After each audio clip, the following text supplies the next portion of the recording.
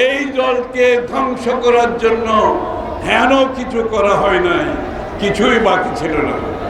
বিভিন্ন আমলে বিভিন্নভাবে চেষ্টা করেছে। আর গত 15 বছরে তো আমাদের নেতা কর্মীরা বাড়ি ঘরে থাকতে পারেন না। আমাদের নেতা কর্মীরা চাকরি হারিয়েছে, ব্যবসা হারিয়েছে। আমাদের নেতা কর্মীরা পালিয়ে বেরিয়েছে। আমাদের নেতা কর্মীরা বাড়িতে থাকতে পারে নাই। আমাদের নেতা কর্মীরা জীবন দিয়েছে, রক্ত দিয়েছে, গুম হয়েছে, খুন হয়েছে।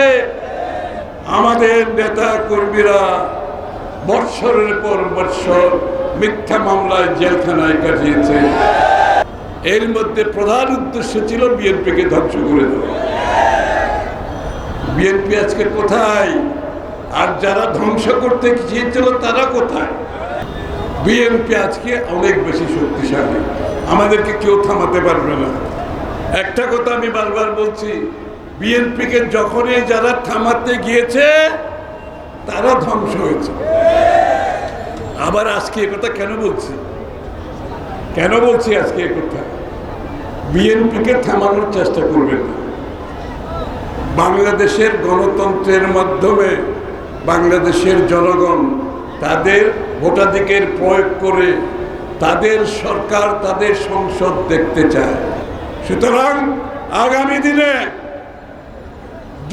যত তাড়াতাড়ি সম্ভব, আমরা কিন্তু দিনক্ষণ বলছি না, আমরা বলছি সবাই মিলে ঐক্যবদ্ধভাবে শেখ হাসিনার পতন ঘটিয়েছি, সবাই মিলে দেশ গড়ি।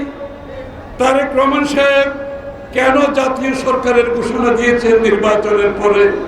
বিএনপি যদি সংখ্যাগরিষ্ঠ পেয়েও থাকে তারপরেও কিন্তু উনি বলেছেন জাতীয় সরকার করব। কেন করব? বাংলাদেশের মানুষের ঐক্যমতের পরিপ্রেক্ষিতে আমরা বাংলাদেশকে সামনের দিকে এগিয়ে নিয়ে যেতে চাচ্ছি। আমরা কোনো বিভক্তি চাচ্ছি না। কেউ বসে বলতে পারবে না আমরা বসে সংস্কার করে দিলাম বাংলাদেশ আগামী 50 বছর এইভাবে চলবে। এইভাবে চলে না, সংস্কার চলমান প্রক্রিয়া। সুতরাং যত তাড়াতাড়ি নির্বাচনে যাব, বাংলাদেশের জনগণ গণতান্ত্রিক প্রক্রিয়ার মাধ্যমে আগামী দিনে কি সংস্কার হতে পারে, বাংলাদেশ কোথায় যাবে, বাংলাদেশের আইডিয়াস কি, ভাবনা কি, আকাঙ্ক্ষা কি, এটা নির্বাচিত সরকার প্রতিফলন ঘটাতে পারবে।